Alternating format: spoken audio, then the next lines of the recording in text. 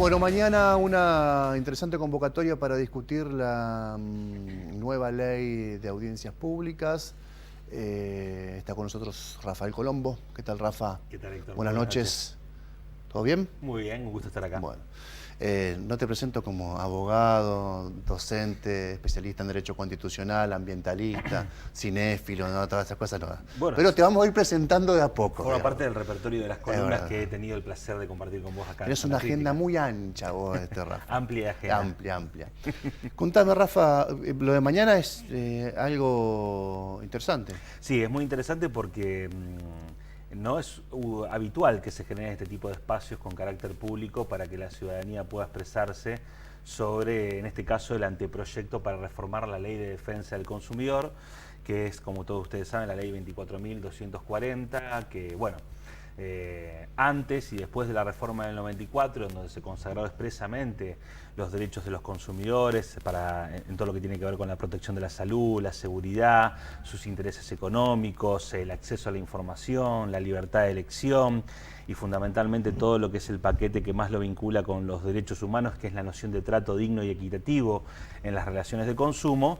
Y bueno, este encuentro que se lleva a cabo mañana en la Facultad de Derecho consiste precisamente en una audiencia pública en donde está convocada la ciudadanía en su más amplio sentido, organizaciones de la sociedad civil, ámbito académico y científico, para que pueda expresarse sobre este anteproyecto que, bueno, está en discusión en el Congreso de la Nación, o va a ser puesto a consideración en el Congreso de la Nación por parte del Poder Ejecutivo Nacional. ¿Cuáles son los puntos a destacar? Hoy la audiencia pública es, no sé si me permitís esta mirada, un lugar para hacer catarsis y para reunir a un grupo de personas bastante chinchudas, sobre todo con el costo de las tarifas en general, pero que no redunda en la posibilidad de perforar lo institucional, es decir, modificar el estado de las cosas. De hecho, tiene un estado no vinculante en la actualidad. Ni más ni menos. ¿Qué cambia esto? No, en realidad, lamentablemente, el anteproyecto no contempla ninguna disposición expresa en sentido contrario al estado de situación que vos muy bien describís. Las audiencias públicas, que está íntimamente vinculada a lo que es el derecho de participación de los consumidores, que está expresamente reconocido en el tercer párrafo del artículo 42 de la Constitución Nacional, lamentablemente no se ha puesto en vigencia a partir de lo que es ese precepto constitucional. Yo creo que existe una clara desconfianza por parte de las autoridades políticas, administrativas y fundamentalmente del ámbito legislativo en relación a cómo la ciudadanía organizada se puede expresar en relación a algunos temas. Por ejemplo, el más polémico o uno de los temas más polémicos que aborda la normativa en materia de consumidor, que es la prestación de servicios públicos domiciliarios. Claramente, en el marco de esta desconfianza, nunca no son habituales aquellas iniciativas en donde, a partir de la regulación del Instituto de las Audiencias Públicas, se establezcan que las decisiones que emergen en el marco de la misma o el procedimiento democrático deliberativo que surge en el marco de esas audiencias sea una decisión vinculante que obliga a las autoridades a tomar un determinado rumbo en materia de política pública del consumidor.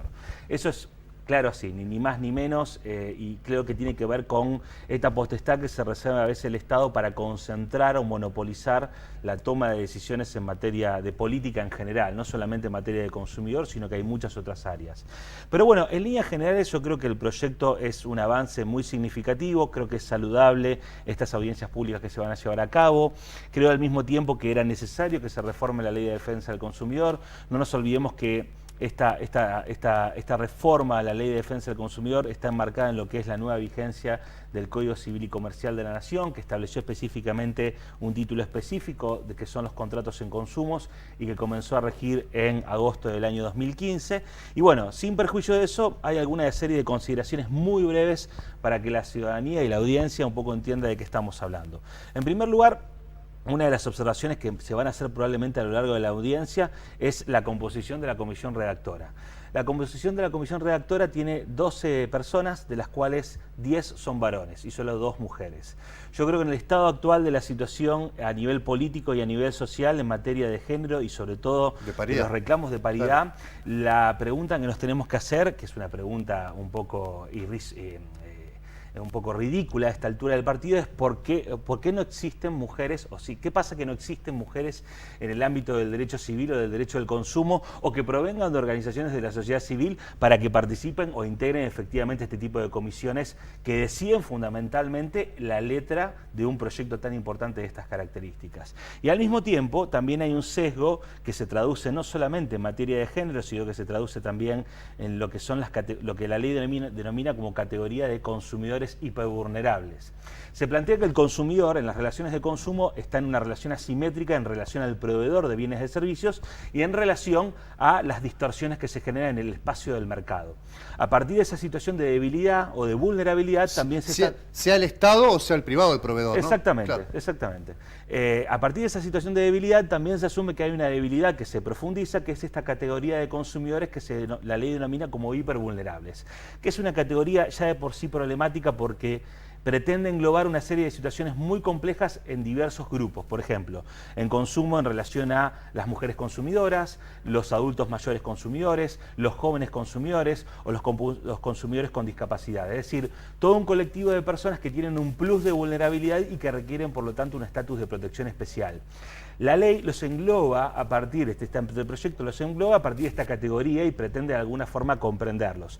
Pero el gran problema que tenemos es que requieren abordajes específicos que hacen que necesariamente esta ley tenga que dialogar con otras leyes. Las leyes en materia de género, las leyes en materia de adultos mayores, las leyes en materia de juventud y las leyes en materia de discapacidad y muchos otros colectivos. Ese sería como un segundo punto. Después lo que me parece importante son los principios.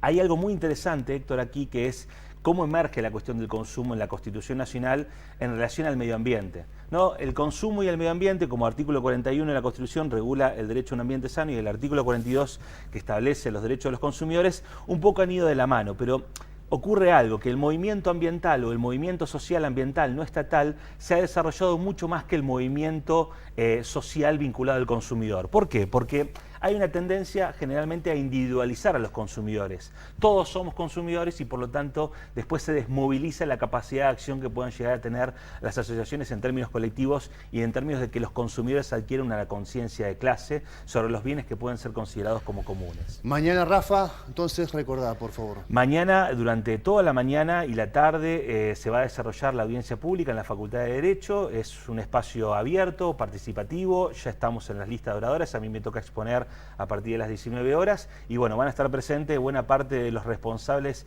de la redacción de este proyecto y creo que es importante que todos los que puedan concurrir a participar lo hagan. Gracias por la visita, Rafa, y gracias por el primer capítulo de Zona Crítica en Veo. Bueno, muchísimas gracias. No podía faltar, Rafa. Y después, un placer. En otro miércoles hablamos de cine. No, Te quiero preguntar favor. si te gustó Green Book. Green Book. Ah, muy Pero bien.